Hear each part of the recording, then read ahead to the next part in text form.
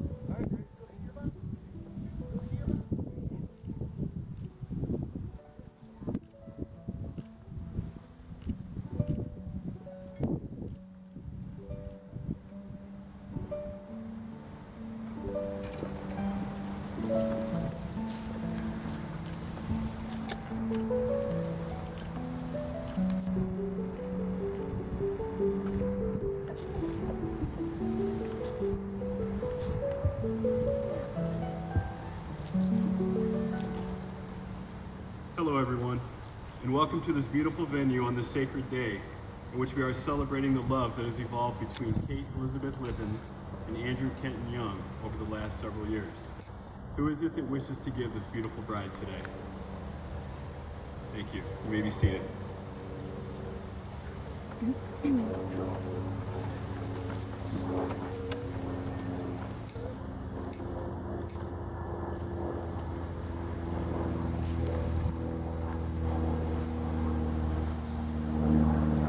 Being asked to stand here in front of these two great people is an incredible honor, a sentiment that we should all feel for being part of the most important day that these two human beings will ever share.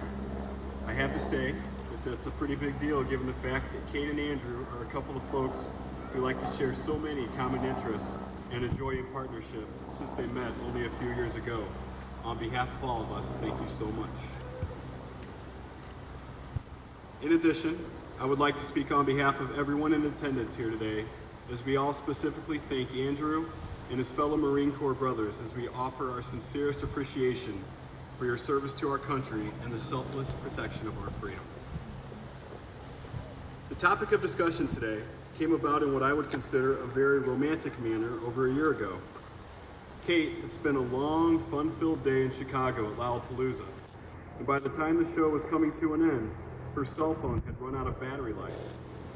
The plan was that Andrew would pick her up at the train station, but they had not figured upon one minor detail, which train station it was. Andrew, destined to obtain his darling girlfriend after a long day in the rain, came back to the train station 5 times, figuring he would eventually find her.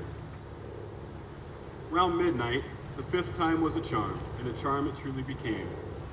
Kate got into his car, wet and covered with mud, after her adventure.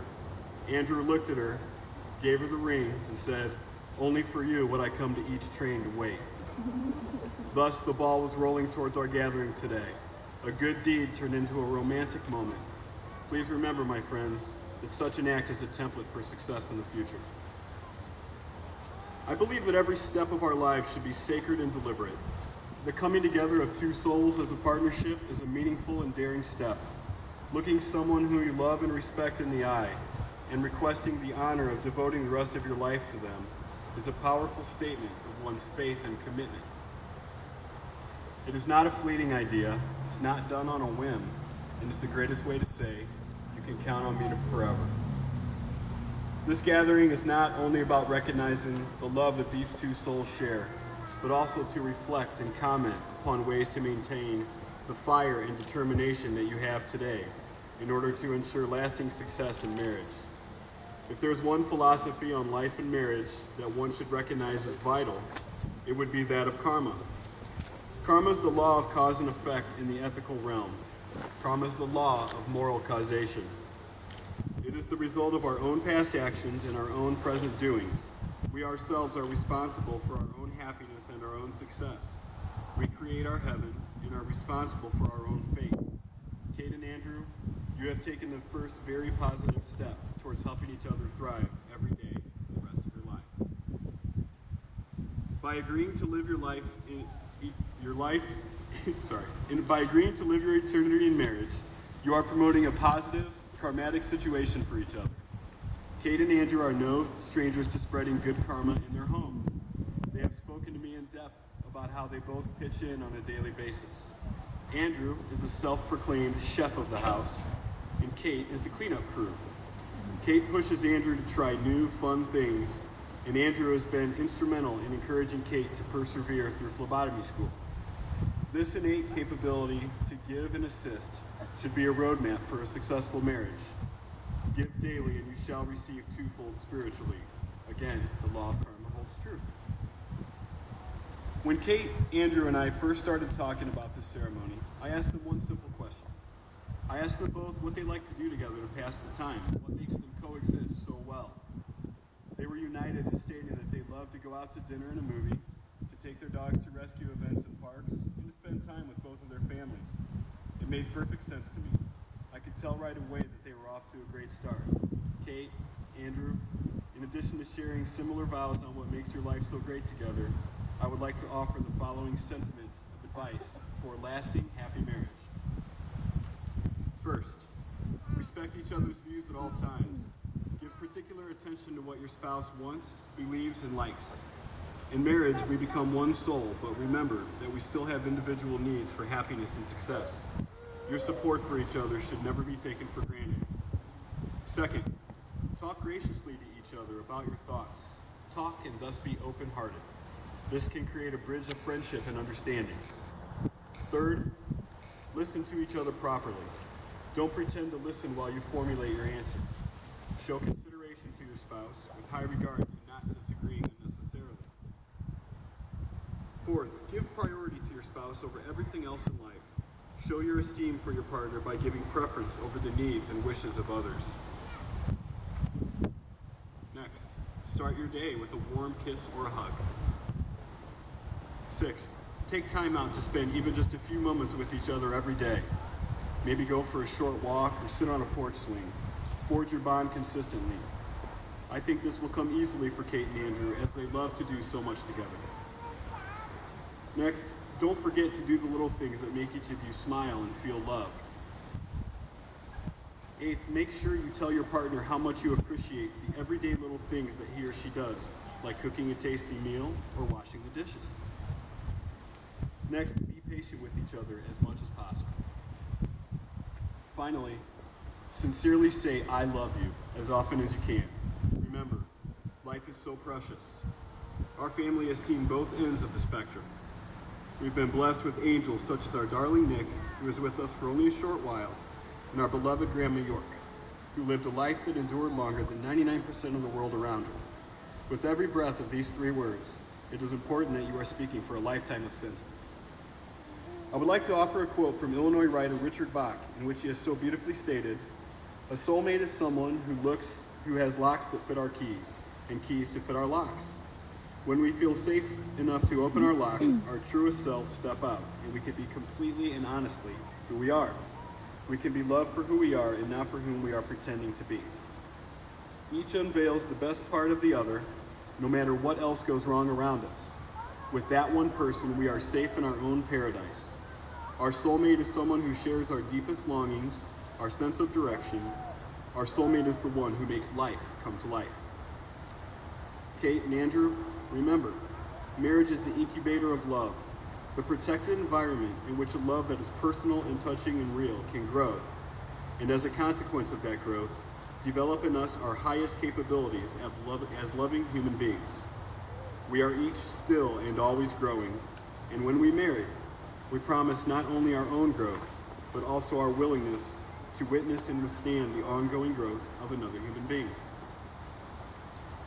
That is because in marrying, we promise to love not only as we feel right now, but also as we intend to feel. In marriage, we say not only, "I love you today," but also, "I promise to love you tomorrow, the next day, and always."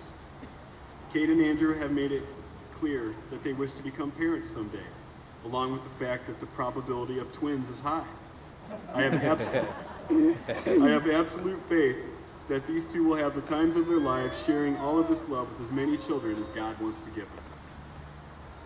Ladies and gentlemen, Kate and Andrew have elected to symbolize their lifelong commitment by creating a special knot together, which symbolizes their intertwined and unbreakable love for one another. The use of traditional knots in the manner of symbolizing love between two humans is by no means a new tradition. Centuries ago, it was a simple method used by maritime adventurers to convey their intent and to receive a response during the courtship process. This form of communication was simply called knotting. Sailors used rope to create knots that were anywhere from simple to elaborate. Some knots were purely for functional use, some only for decoration. However, some knots were used to signify meaning.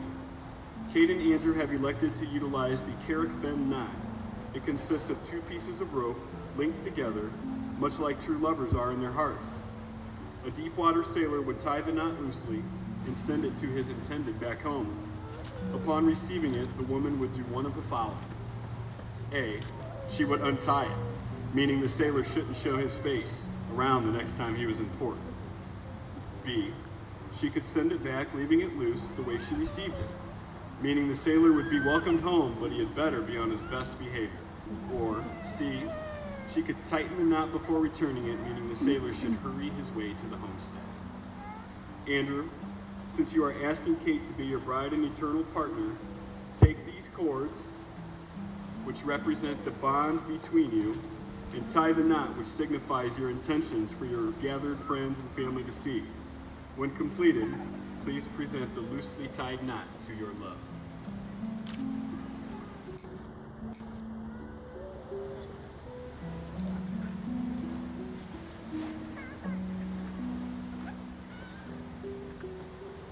Kate, will you please give your response by tightening the knot, representing that you will always hold Andrew's heart to yours?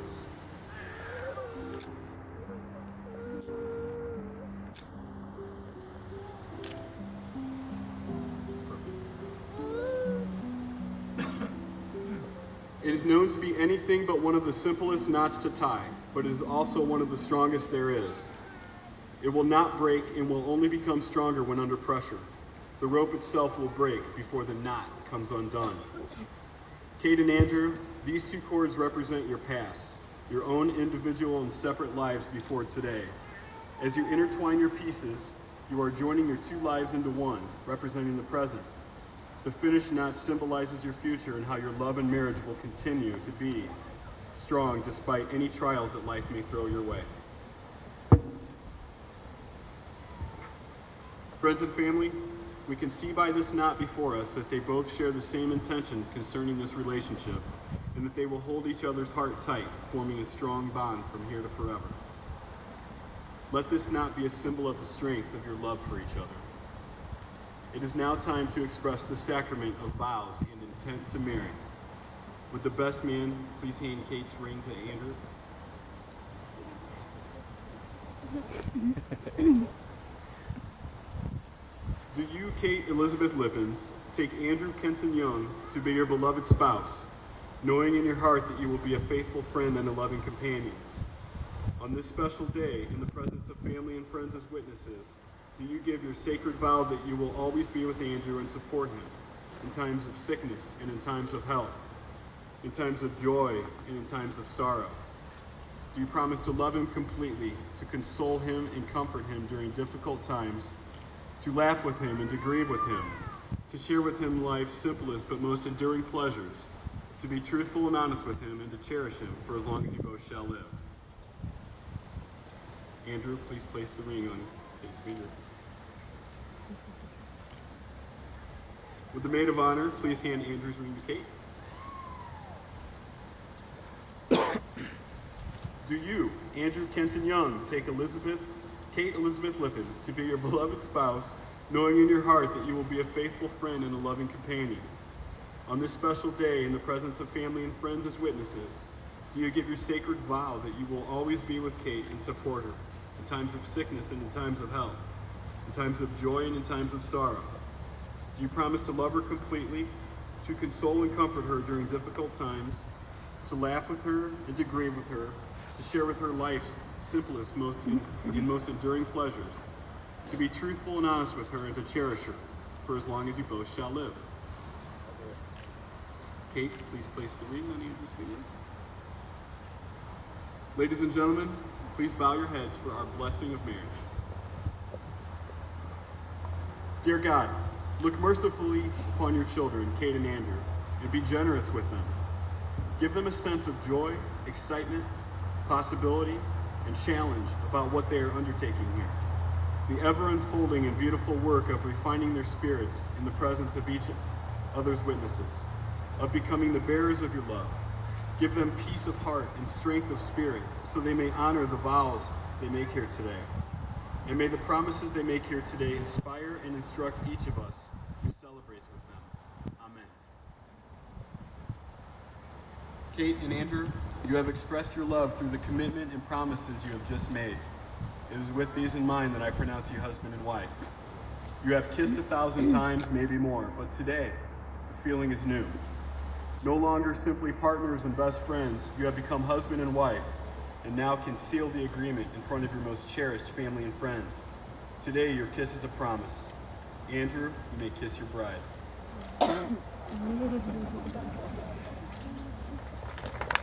Congratulations, my friends. Ladies and gentlemen, it gives me great pleasure to introduce to you for the very first time, Mr. and Mrs. Andrew Young.